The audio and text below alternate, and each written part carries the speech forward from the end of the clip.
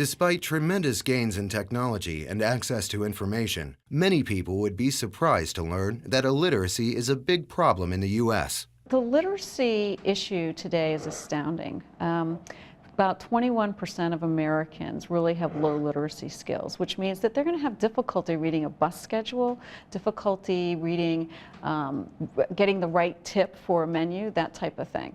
And the impact is pretty impressive in a bad way. This is really important. We have millions and millions of adults in our country that are functionally illiterate. Some 23 million Americans that don't have a high school diploma or a GED. We've really got an important issue facing the nation with about 33 million adults who don't have a high school diploma, and that's, it's really simple. What's the likelihood that your child's going to graduate from high school? It's almost 100% if your mom did. Former First Lady Barbara Bush took on the issue of literacy while she was in the White House. Family literacy I picked because I feel very strongly about the American family.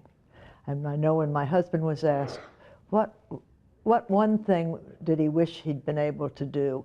And he said, strengthen the American family after he'd left office. Well, that has been a big wish of mine for a long, long time.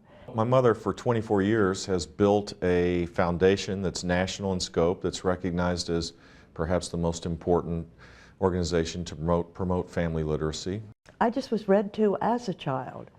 My father was in the publishing business, and he brought home magazines and books, and we all sat around and read. That's why we emphasize the family, because you can't break the cycle of illiteracy without, having your parents read, and then the children will learn from the parent. I mean, we believe that the home is the child's first school, and the parent is the child's first teacher. For many families learning to read together, English will be their second language. A lot of people in the last 20 years newly arrived from other parts of the world that don't have limited English proficiency, and their children then go to school with gaps in learning that make it hard for teachers to catch them up. In our family literacy programs in Florida last year, 78% of the moms and dads said that they spoke Spanish in the home. But they came to our programs, and when they first enrolled their young children, who typically are 2, 3, 4 years of age, they scored at very low literate levels.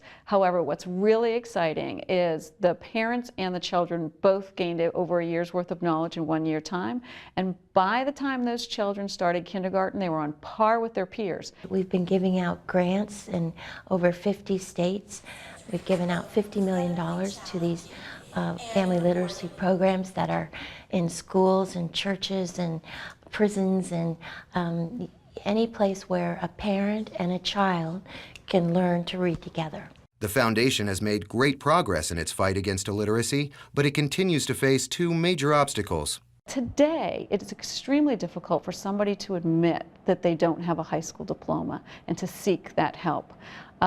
Additionally, most of the programs across the United States have waiting lists to enter the program. So we have two issues. One, we have a stigma of people not standing up and say, I really need an education and want an education.